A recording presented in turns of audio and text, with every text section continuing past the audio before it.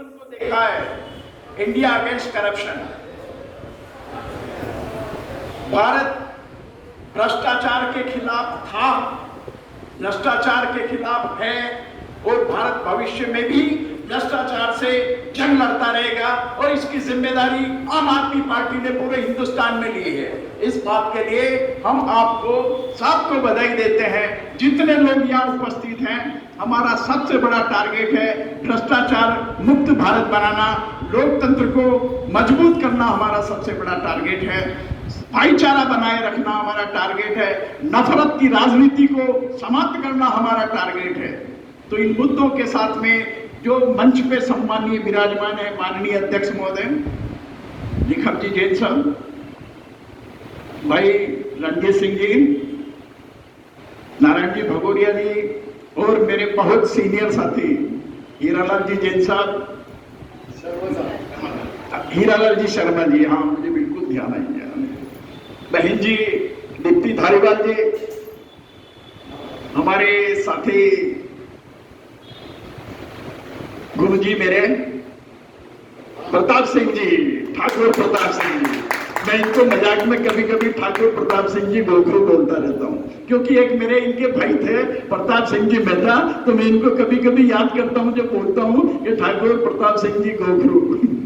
और मेरे साथी लियाकत जी और जितने साथी यहाँ पे उपस्थित हैं जिन्होंने बहुत लंबा संघर्ष किया, मुरलीधर जी से लेके जितने हमारे गांव से आए हैं, जगदीश जी जाट साहब से लेके और सबसे हमारे प्लेबैक सिंगर जिसको लोग मोहम्मद रफी को मंच पे नहीं जानते थे पर उनकी आवाज को दुनिया जानती थी, ऐसे ही मेरे साथी रितेश जी ठाकुर जिनको कोई नहीं जानता है, पर इनकी जो मेहनत है उसने आज एक भीलवाड़ा जिले के अंदर एक परचम लाने का प्रयास किया है।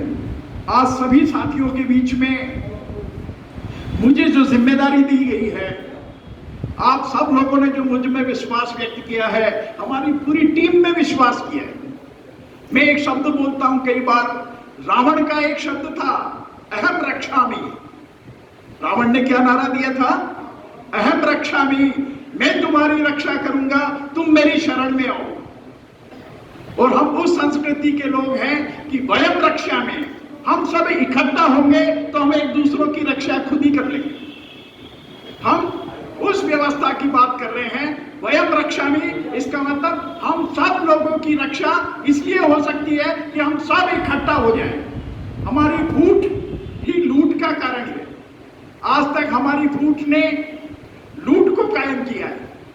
यदि हमारी फूट मिट गई, आम आदमी एक हो गया, तो दुनिया की कोई ताकत आम आदमी पार्टी को समाप्त नहीं कर सकती, इसका परचम लहराने से रोक नहीं सकती। चाहे आप सत्ता की ताकत का कितना ही इस्तेमाल कर लें, सत्ता और सत्य के बीच में संघर्ष होगा। तो निश्चित रूप से आम आदमी पार्टी सत्ता के लिए संघर्ष नहीं करने वाली पार्टी है, आंदोलन से पैदा हुई पार्टी है और जनता के आंदोलन से पैदा हुई पार्टी सत्ता की परवाह नहीं करती है, सत्य के लिए लड़ने वाली पार्टी है। और आप सभी लोगों के भरोसे मैंने इस जिम्मेदारी को लिया कि हम सत्य की लड़ाई को आगे बढ़ाएंगे, न्याय की लड़ाई को आगे बढ़ाएंगे, अन्याय और अत्याचार के खिलाफ लड़ाई को तेज करेंगे। आज हमारी सबसे बड़ी समस्या आ रही है शिक्षा, स्वास्थ्य, रोजगार, न्याय, आवास, पर्यावरण, सड़कें, बिजली और दूसरे जुड़े हुए मुद्दे हैं। भीलवाड़ा जिले की 26 लाख की जनसंख्या, 380 ग्राम पंचायतें, 37 जिला परिषद की सीटें, 234 आपका जो पंचायत समिति मेंबर्स और ग्राम पंचायतों को खड़ा करना हमारा टारगेट है। और एक बूथ और 100 यूथ की हमारी योजना है। हम एक बूथ पर 100 यूथ खड़ा करना चाहते हैं, ये हमारा बहुत बड़ा टारगेट और लक्ष्य है। मैं माननीय अध्यक्ष मोदी जी से एक निवेदन करना चाहता हूं, बहुत जल्दी भीलवाड़ा जिले का 500 कार्यकर्ताओं का सम्मेलन बहुत जल्दी करने की योजना है। और ऐसी ही हमारी योजना की 7 विधानसभा क्षेत्र में विधानसभा क्षेत्र के सम्मेलन होंगे, तो निश्चित रूप से जो एनवायरमेंट बनेगा, जो वातावरण निर्मित होगा, वो आम आदमी पार्टी को गांव-गांव तक, बूथ-बूथ तक, मोहल्ले तक पहुंचाने का काम करेगा।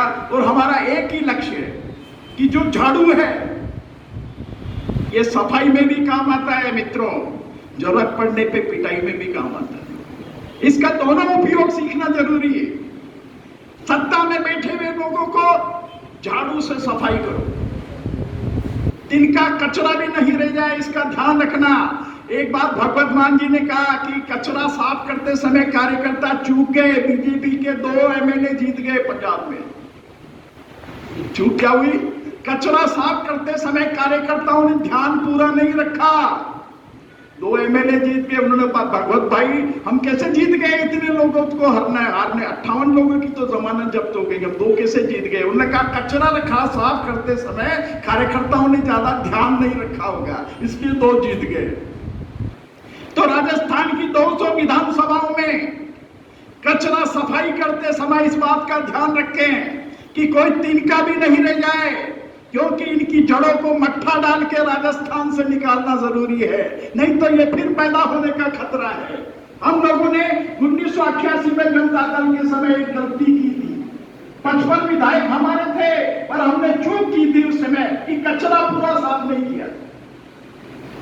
इस देश में 3 बार सत्ता बदलने का मौका आया, 77 में, 88 के अंदर, फिर आपको एक मौका मिलेगा 2023 में। हिंदुस्तान को भ्रष्टाचार मुक्त करना है, भ्रष्टाचार को लोकतंत्र के लिए जिंदा करना है, लोकतंत्र को मजबूत करते हुए समाजवाद को मजबूत करना है, भाईचारे को मजबूत करना है, देश की एकता और अखंडता को मजबूत करना है, और बोलने की स्वतंत्रता को कायम रखने के लिए आंदोलन करना पड़ेगा।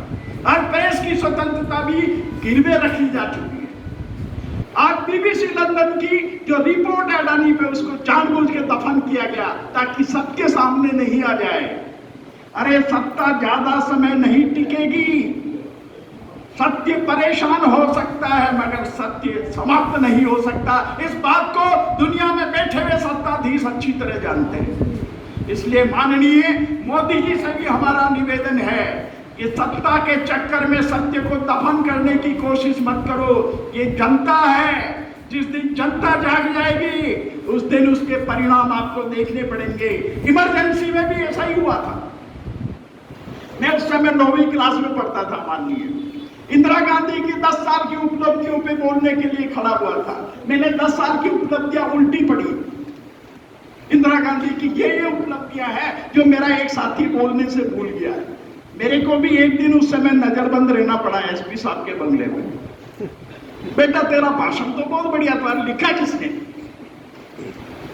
तो मेरा मतलब यह है कि छोटे छोटे माहौल से आदमी जो तैयार होता है अन्याय और शोषण और अत्याचार के खिलाफ लड़ने के लिए, उस आदमी का जो बीज पड़ जाता है, आंदोलन का बीज है। एक चीज ध्यान रखिए, जीना है तो मरना सीखो, कदम कदम पे लड़ना सीखो। इस नारे को हम जिले का सबसे महत्वपूर्ण नारा देंगे। जीना है तो मरना सीखो, कदम कदम पे लड़ना सीखो। इस नारे के साथ हम भीलवाड़ा जिले के 48 डिपार्टमेंट हैं। मुझे मालूम है 2017 से मैं 22 तक स्थायी लोक अदालत का जज रहा।